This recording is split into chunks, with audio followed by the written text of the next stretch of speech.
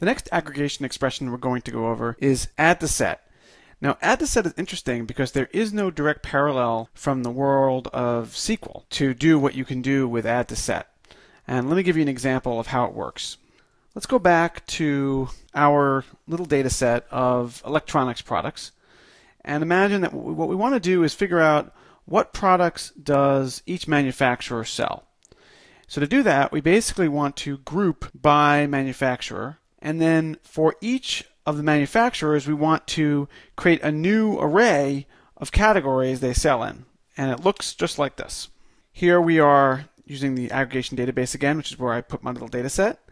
We have DB products that aggregate. We're grouping again. That's a stage we're invoking from the aggregation pipeline. And we're going to group on _ID, maker, manufacturer. Maker is my name. Manufacturer is the key piece of information here. $manufacturer to pull the manufacturer value out from the manufacturer key. And then we're creating a new key in the resulting document set called categories. And we're using add to set $category. And if you recall, each of these documents had a category.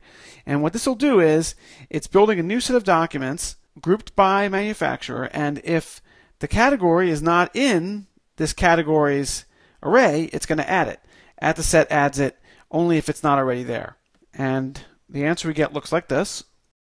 So this will give us documents for each manufacturer, which I called maker, like Google makes tablets, Amazon makes tablets, Sony makes laptops. They make other things too, but not in my data set. Samsung makes tablets and cell phones. And Apple makes laptops and tablets.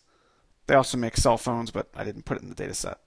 So you can see how that works, that you can build up an array while grouping by another key, like, for instance, manufacturer. Time for a quiz.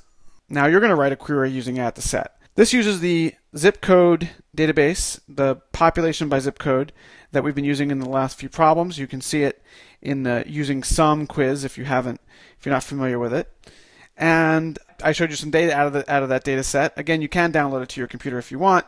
In this case, I just found in California the city Palo Alto, and I got all of the different documents out that correspond to that city and that state. Now you can see there's 3 different zip codes, 94301, 94303, and 94306, that all correspond to Palo Alto.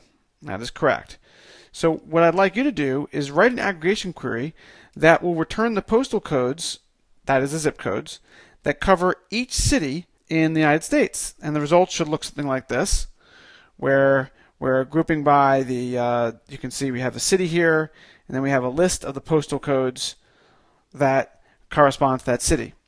And for the purposes of this problem, we will ignore the fact that cities do appear in multiple states and that most people consider them to be different cities, especially when they're thousands of miles apart.